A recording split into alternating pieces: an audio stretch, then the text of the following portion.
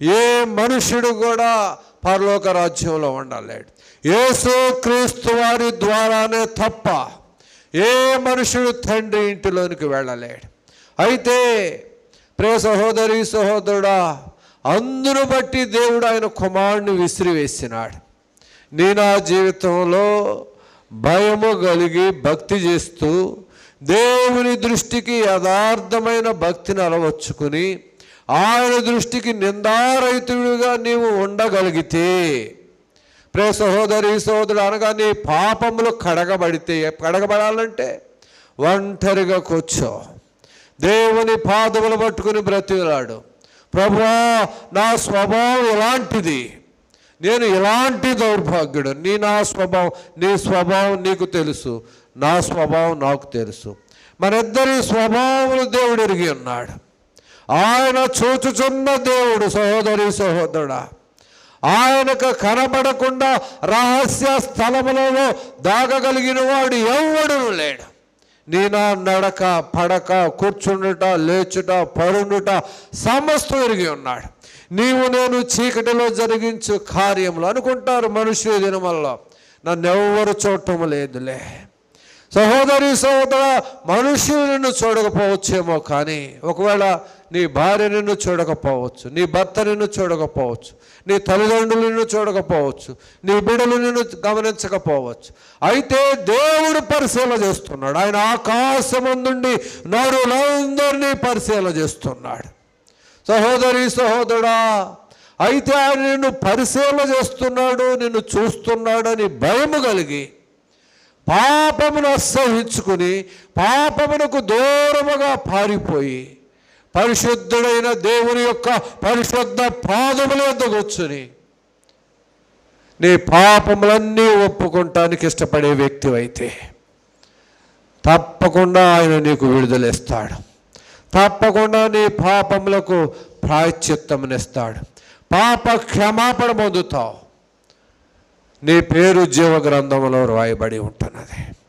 సహోదరి సహోదరు, అలా కాకుండా ఏదో నేను యేసు ప్రభువారు నా రక్షకుడు, నేను ఆయన సన్నిధానమునికి వస్తున్నాను, ఆయన వాక్యం వింటున్నాను, ఆయన నమ్మినాను, లేకపోతే ప్రార్థన చేస్తున్నాను, లేకపోతే నేను అనుకునవచ్చు ఎంతో దూరం నుంచి ప్రయాసపడి స్వార్థ ప్రకటిస్తున్నాం, భారము కలిగి వస్తున్నాం అనుకునవచ్చు. అవన్నీ కుదరదు. అవన్నీ చేయవలను. ప్రార్థనకు రావాలి, మంచిది. వాక్యం వినాలి, మంచిది. ప్రార్థన చేయాలి, మంచిది.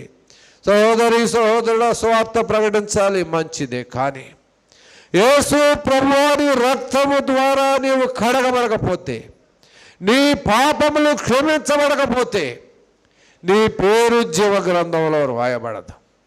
జీవ గ్రంథంలో రాయబడకపోతే, జీవ గ్రంథంలో రాయబడినట్లు కనబడకపోతే అగ్నిగుండంలో పడవేయబడతావు.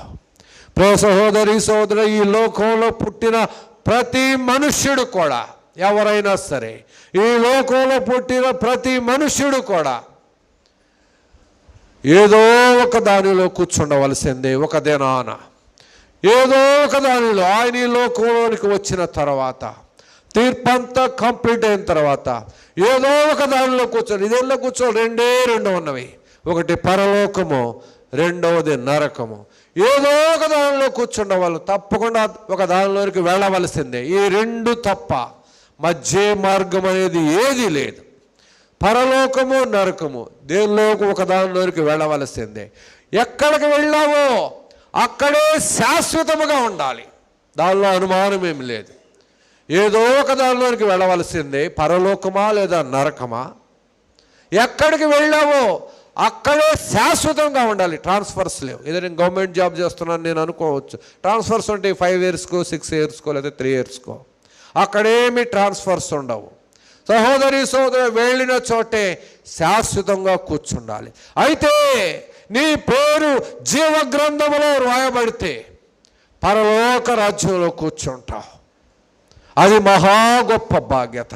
ఆ పరలోక రాజ్యాన్ని దేవుడు మనందరి కొరకు, ప్రతి మనిషిని కొరకు సిద్ధపరిచినాడు. ఆయనలో పక్షపాతం లేదు. వీరి కోసము కాదు, వీరి కోసము కాదని ఆయన ఏమి చెప్పలేదు.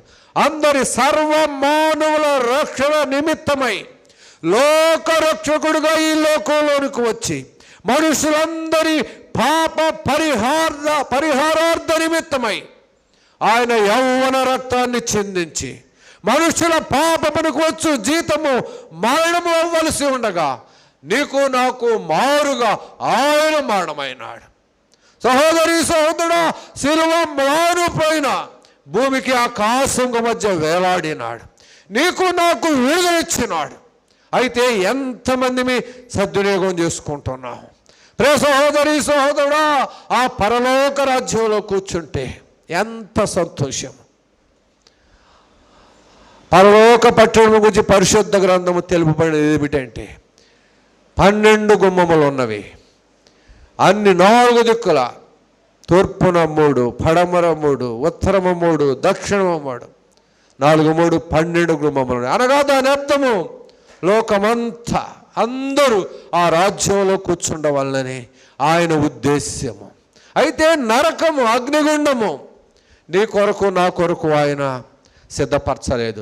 శత్రువైన సాతాను కొరకు సిద్ధపరిచినాడు. అయితే నేను అనుకునవచ్చు, నరకం నా కోసం కాదు కదా, నేను పరలోకంలోనికి వెళ్తానని నువ్వు అనుకునవచ్చు.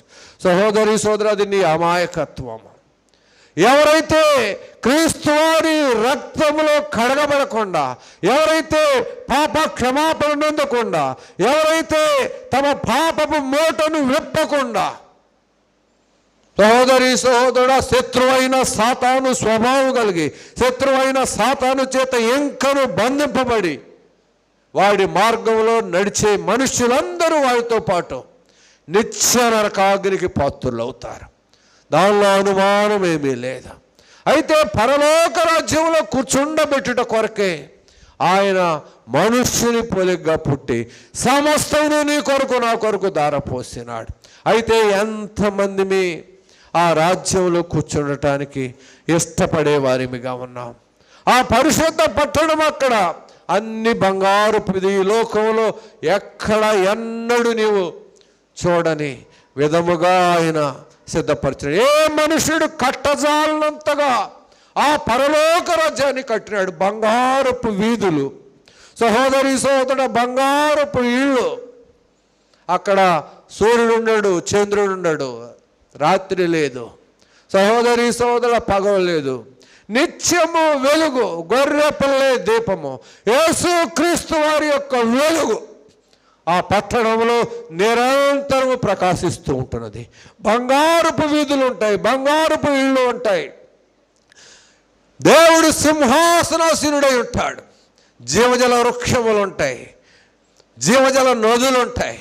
సహోదరి సహోదరుల, అక్కడ దొంగలు ఉండరు, వ్యభిచారులు ఉండరు, త్రాగుబోతులు ఉండరు, అబద్ధికులు ఉండరు, మోసగాండు ఉండరు, నరహంతకులు ఉండరు, విగ్రహారాధికులు ఉండరు, అసూయ, ద్వేషము, కలహము వాటిలో ఉండదు. ఆకలి ఉండదు, దప్పిక ఉండదు, మరణం ఉండదు. సహోదరి సహోదరుడా, కన్నీరు ఉండదు.